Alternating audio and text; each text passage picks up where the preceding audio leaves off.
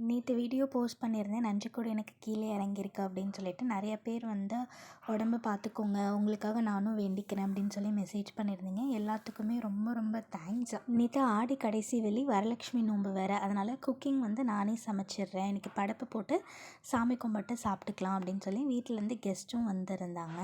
வளகாப்பு வந்து எனக்கு ஆகஸ்ட் 22, ஸோ அன்றைக்கி வர முடியாதுங்கிறதுனால முன்னாடியே வந்து பார்த்துட்டு போயிடலான்னு சொல்லிட்டேன்.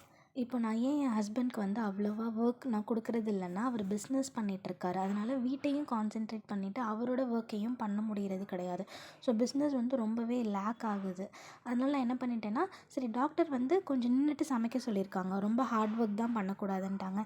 அதனால் நான் சமைக்கிறேன், நீங்கள் வந்து பாத்திரம் கழுவுறது அப்புறம் வீடு கூட்டுறது எல்லாமே நீங்கள் பார்த்துக்கோங்கன்னு நான் சொல்லிட்டேன். அதனால தான் இப்போ நான் குக்கிங்க்கே வந்து ஸ்டார்ட் பண்ணியிருக்கேன். அது இல்லாமல் ஒரே நாள் அவர் கோத்தகிரி, ஊட்டி எல்லாமே ட்ராவல் பண்ணுறதுனால அவருக்குமே பாடி ரொம்பவே முடியாமல் போயிடுது.